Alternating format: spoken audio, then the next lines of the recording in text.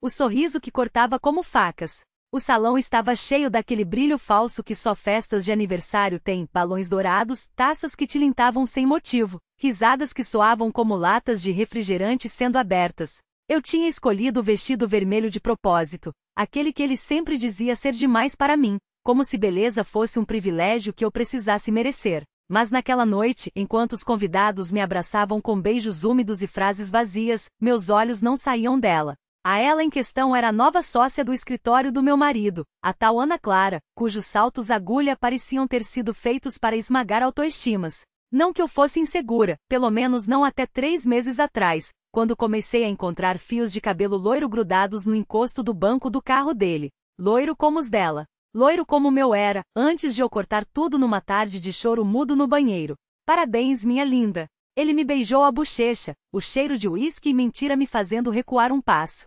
Seus dedos apertaram minha cintura com uma posse que soava mais como advertência. Não estrague a noite. Mas a noite já estava estragada desde o momento em que ele entrou no salão de mãos dadas com ela, como se fossem os anfitriões do evento. Como se ela fosse a razão daquela festa existir. Você está radiantíssima, Carol. Ana Clara sorriu, os dentes brancos demais, os lábios pintados de um vermelho que combinava com o meu vestido. Coincidência? O Rodrigo não para de falar em como você é especial. Especial. A palavra doeu como um soco no estômago. Eu conhecia aquele tom, o mesmo que ele usava quando queria transar depois de uma briga. O mesmo que usava para me convencer a assinar os papéis da hipoteca sozinha, porque confiava em mim. Eu também acho ele muito especial, respondi, segurando a taça com força demais. O vinho tremia na borda, ameaçando derramar. Principalmente quando ele conta como vocês dois fecharam aquele contrato da construtora Santos. No motel. O silêncio que se seguiu foi tão denso que dá para cortar com a faca de bolo. Os garçons pararam de servir. A música que antes era um zumbido irritante, agora soava como o tic-tac de uma bomba. Os olhos dele arderam. Não de vergonha, nunca de vergonha, mas de raiva. Aquela raiva que eu conhecia bem, a que antecedia os gritos, as portas batendo, os objetos arremessados contra a parede. Só que dessa vez não estávamos sozinhos. Dessa vez, tinha testemunhas. Você está bêbada, ele cuspiu, como se isso explicasse tudo. Como se eu fosse a louca da história. Não, amor, suspirei, tirando o celular do bolso. Clique. A foto que eu tinha guardado há semanas apareceu na tela do projetor que ele mesmo tinha alugado para exibir nossas memórias. A imagem mostrava os dois no elevador do prédio dele, suas mãos se tocando de um jeito que não era profissional, seus corpos colados como se fossem uma coisa só. A data no canto, 2 semanas antes do nosso aniversário de casamento. Isso não é o que parece. Ele avançou, a voz rouca, as veias do pescoço saltando. Mas ninguém estava olhando para ele. Todos os olhos estavam em Ana Clara, que tinha ficado pálida como um lençol sujo. Desculpa, Rodrigo. Ela murmurou, finalmente entendendo que não era a coadjuvante da peça, mas a vilã. Eu não sabia que ela. Sabia sim, eu cortei, sorrindo pela primeira vez na noite. Um sorriso verdadeiro, afiado. Todo mundo sempre sabe. Ele tentou me agarrar pelo braço, mas seu melhor amigo, aquele que eu tinha servido café todas as manhãs por 10 anos, se colocou no meio. Chega, cara. Foi tudo o que disse. Mas foi o suficiente. Quando saí do salão, não olhei para trás. Não precisei. O som do copo quebrando contra a parede e os murmúrios chocados eram música suficiente. Na calçada, respirei fundo. O ar frio queimou meus pulmões, limpando tudo, a dor, a humilhação, os anos gastos me encolhendo para caber nos espaços que ele deixava. Entrei no táxi e mandei uma mensagem no grupo da família. Desculpem o espetáculo. Mas a partir de hoje, o show é meu. Asterisco. E então bloqueei todos eles, incluindo ele. A rua deslizava além da janela, borrada pelas luzes dos postes e pela velocidade. O motorista, um homem de bigode grisalho, ajustou o retrovisor e me olhou de relance, como se soubesse que algo tinha mudado. Não perguntei se ele ouvirá os rumores, todos ouviam. A cidade era pequena demais para segredos, mas grande o bastante para que ninguém se importasse de verdade. O celular vibrou no banco ao meu lado. Uma notificação do banco. Transferência recebida. O valor era exato, calculado nos últimos 6 meses, enquanto eu anotava cada centavo que ele gastara em mim, ou melhor com ela, a mulher que agora usava meu anel de noivado como pulseira. Não era vingança. Era apenas justiça. E justiça, ao contrário do amor, não precisa de testemunhas. Para onde, moça? O motorista repetiu, desta vez com um tom de paciência forçada. O aeroporto, respondi, secando as lágrimas que não tinha derramado. Ele assentiu, ligou o rádio, e uma canção antiga encheu o carro. Era aquela que ele odiava, a que eu cantava no chuveiro quando achava que ninguém escutava. Sorri de novo. Desta vez, o sorriso doía menos. No saguão do aeroporto, tirei o casaco e o joguei no lixo. Era caro, presente de aniversário dele, com um bilhete que dizia para a mulher que faz meu mundo girar. O mundo dele podia parar. O meu estava só começando. O voo era às 5 da manhã. Não tinha bagagem, só a bolsa com documentos, o passaporte e um caderno de capas pretas onde, nas últimas semanas, eu tinha rabiscado planos. Nada grandioso, apenas coisas pequenas e cruéis. Aprender a dançar tango em Buenos Aires, alugar um apartamento com vista para o mar em Lisboa, comprar um vestido vermelho só porque ele uma vez disse que a cor não me caía bem. No embarque, uma mulher com um bebê no colo me olhou com pena. Devia achar que eu era mais uma viajante solitária, daquelas que a vida tinha machucado demais. Não sabia que eu era o furacão. Quando o avião decolou, encostei a testa no vidro frio e fechei os olhos. Lá embaixo, a cidade se reduzia a pontos de luz, depois a nada. Não era fuga. Era o primeiro ato de uma peça que eu mesma tinha escrito. E pela primeira vez em anos, não havia ninguém para me dizer que o final devia ser feliz. O avião cortava o céu como uma lâmina, e eu deixava para trás não só uma cidade, mas a versão de mim que havia se curvado às expectativas alheias. O vestido vermelho, dobrado com cuidado na mala, era minha declaração de guerra silenciosa. Ele não estaria ali para ver, mas isso não importava. O gesto era meu, e só isso bastava. Lisboa me recebeu com um vento úmido que colava o vestido ao corpo enquanto eu subia a calçada do Duque, arrastando a mala. O apartamento que aluguei ficava no terceiro andar de um prédio antigo, com as paredes descascadas e o cheiro de sal marinho infiltrado em cada fresta. A varanda, estreita e torta, dava para o Tejo, que brilhava sob o sol da tarde como uma promessa. Abri a janela e deixei o barulho das gaivotas entrar, misturado ao som distante de um fado que vinha de algum bar no bairro Baixo. Naquela primeira noite não dormi. Fiquei sentada no chão, as costas apoiadas na parede, folheando o caderno preto. As páginas estavam cheias de listas, os restaurantes que ele havia elogiado e que eu agora evitaria, os livros que ele dissera serem pretensiosos demais, para o meu gosto, os lugares onde tínhamos sido felizes, e que por isso mesmo, eu destruiria com a minha presença solitária. Não por vingança, mas por princípio. Para provar que a felicidade não era um território conquistado a dois, mas um império que eu poderia governar sozinha. Pela manhã, comprei um mapa da cidade em uma banca de jornal e com uma caneta vermelha tracei rotas que não levavam a lugar nenhum.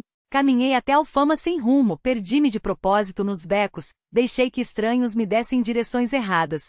Em um pequeno café, um homem de olhos claros me ofereceu um copo de vinho do Porto às 10 da manhã. Aceitei sem hesitar. Ele falou de poesia, de saudade, de como Lisboa era uma cidade que guardava segredos.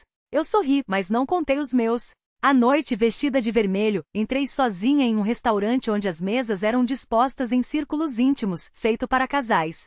O garçom hesitou ao me ver, mas eu me sentei mesmo assim, pedi o prato mais caro do cardápio e um vinho que ele nunca teria a ousadia de escolher. Enquanto comia, observei os outros clientes, homens que seguiam as mulheres com os olhos, mulheres que riam com a mão no braço dos companheiros, como se temessem que eles desaparecessem. Ninguém notou que eu era o único furacão à mesa, devorando não só a comida, mas também a ideia de que a solidão fosse uma derrota. Nos dias seguintes, comecei a dançar tango em um estúdio escondido perto do Chiado. O professor, um argentino de mãos ásperas, disse que eu tinha raiva nas pernas. Não era um elogio, mas eu o tomei como tal. Aprendi os passos com uma precisão quase doentia, como se cada giro fosse uma faca que eu afiava contra o chão. Uma noite, depois da aula, ele me convidou para tomar algo. Recusei. Não estava ali por companhia, mas para provar que meu corpo poderia ser tão perigoso quanto minha mente. Certa tarde, enquanto tomava café na Praça do Comércio, avistei um casal se beijando sob uma árvore. Ela usava um vestido azul claro. Ele segurava-lhe a cintura como se fosse algo frágil. Observei-os por um longo momento, até que a mulher virou a cabeça e nossos olhares se cruzaram. Não havia inveja no meu, apenas uma espécie de reconhecimento mútuo. Ela via em mim o que poderia ter sido, eu via nela o que nunca seria. Sorri, levantei-me e deixei uma nota de mais na mesa, como se pagasse não só pelo café, mas pelo privilégio de ter escapado. À medida que os dias passavam, o caderno preto enchia-se de novas anotações. Pequenas vitórias, O nome do garçom que me tratava como uma regular, a marca do vinho que passei a preferir, a sensação de frio na pele quando dançava até o suor secar. Não eram memórias, eram cicatrizes que eu escolhera ter. Até que uma semana antes de partir para Buenos Aires, recebi uma mensagem. Era ele. Só 3 palavras. Você sumiu? Olhei para o celular por um longo tempo até a tela apagar. Depois apaguei a mensagem. Não por ódio, não por indiferença, mas porque algumas respostas são tão óbvias que não precisam ser dadas. Naquela noite, vestida de vermelho, fui à beira do Tejo e joguei o caderno preto nas águas escuras. As páginas se abriram como asas de um pássaro ferido antes de afundar. Não era um adeus, mas uma promessa. O próximo capítulo não teria raiva. Teria apenas eu, inteira, e o mundo finalmente do meu tamanho. O Tejo engoliu as páginas, mas não as palavras. Elas ficaram suspensas no ar, como o cheiro de fumo depois de um incêndio. Não doíam mais, mas ainda existiam. E eu, de pé na margem, com o vestido vermelho colado às pernas pelo vento úmido de Lisboa, senti que algo se movia dentro de mim, não a dor, não a saudade, mas uma coisa mais antiga e teimosa, a curiosidade. Buenos Aires me recebeu com seu ar quente e cheio de poeira, como um abraço de alguém que já sabe todos os seus segredos. Aluguei um apartamento no bairro de San Telmo, com janelas altas que deixavam entrar a luz dourada da tarde e o som dos tangos distantes. As paredes eram nuas, os armários vazios. Era exatamente o que eu queria, um espaço onde nada ecoasse. Mas as cidades têm memória. E Buenos Aires, mais do que qualquer outra, sabe guardar o que não foi dito. O primeiro sinal veio no café da manhã. Era um sábado, e eu tinha acabado de comprar pães doces na padaria da esquina. Ao abrir a porta do apartamento, encontrei um envelope branco no chão, como se alguém o tivesse deslizado por baixo da fresta. Não havia remetente, apenas meu nome escrito à mão, com uma caligrafia que eu reconheceria em qualquer lugar. Dentro, um bilhete. Encontrei seu caderno. Ou o que sobrou dele. O Tejo devolve coisas às vezes. Não havia assinatura. Não precisava. Deixei o papel sobre a mesa e servi um café. As mãos não tremiam. Mas o coração, esse sim, batia mais rápido, como se soubesse algo que minha cabeça ainda se recusava a aceitar. Naquela noite sonhei com Lisboa. Não com as ruas, não com os bares onde dançávamos até o amanhecer, mas com o silêncio do meu antigo apartamento, com a maneira como a luz da manhã entrava pela janela e iluminava os livros empilhados no chão. E ele estava lá, sentado na cadeira de balanço, com um copo de vinho na mão, olhando para mim como se nunca tivéssemos nos despedido. Você não responde mensagens, disse ele no sonho, com a mesma voz rouca de sempre. Porque algumas coisas não precisam de resposta, repliquei. E foi então que percebi, não estava com raiva. Nem sequer estava triste. Estava apenas cansada.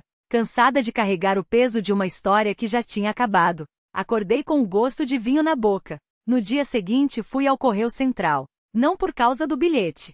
Ou pelo menos, não só por isso. Precisava enviar uns documentos para Portugal, e a rotina me faria bem. Mas enquanto esperava na fila, meus olhos pousaram num homem alto de casaco marrom, que folheava um jornal com uma distração calculada. Era ele. Não me virei. Não gritei. Não fiz nenhuma cena de filme. Apenas respirei fundo e senti o cheiro de café e papel velho do lugar se misturar à memória do seu perfume. Você veio até aqui só para me encontrar? Perguntei, sem olhar para trás. Uma pausa. Depois a voz dele mais perto do que eu imaginava. Vim porque tinha algo para te devolver. Virou-me então, e ali estava ele, com os mesmos olhos escuros, a mesma barba por fazer, as mesmas mãos que um dia haviam segurado as minhas como se fossem a única coisa sólida no mundo.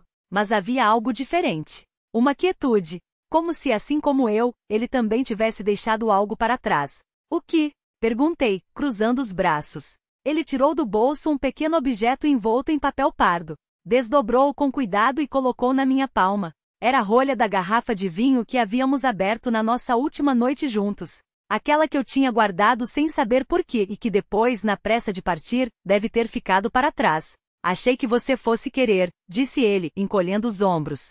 Segurei a rolha entre os dedos, sentindo o peso insignificante da coisa. Não era um pedido de desculpas. Não era uma declaração. Era apenas um ponto final. Ou talvez um parágrafo em branco.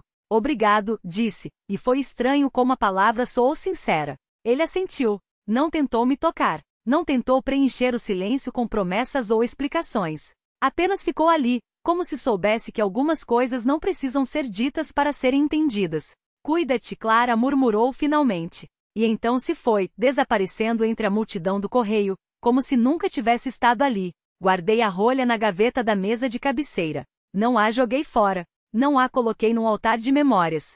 Apenas a deixei ali, como um lembrete de que algumas coisas podem ser guardadas sem doer. Naquela noite, saí para jantar sozinha num restaurante pequeno em Palermo. Pedi um bife de chorizo, uma taça de Malbec e pela primeira vez em meses, não me senti observada, nem julgada, nem incompleta. O garçom me trouxe a sobremesa sem que eu pedisse, um flan com doce de leite, e sorriu quando eu agradeci.